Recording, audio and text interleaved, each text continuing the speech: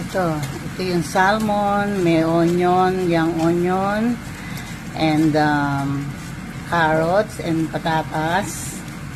Ayan, ginisa ko muna. Ito yung salmon na ito, oh. Ayan yan, pink salmon. Ayan, dinurog ko siya dyan. Gagawin natin, lagay natin sa pepper. Yan ang topping. Ito na siya, yan. Dati ang ginawa ko pork, ngayon naman salmon. May nag-request na lagyan ko doon ng salmon. Huwag naman yung pork. Ayan, pirituhin na natin siya. Ayan yung cornstarch niya, tsaka harina. Nilagyan ko ng salt and pepper para may lasa. Ayan na siya, oh. Pirito na. Yummy, yummy. Very delicious. Ayan na, luto na. Ayan, oh.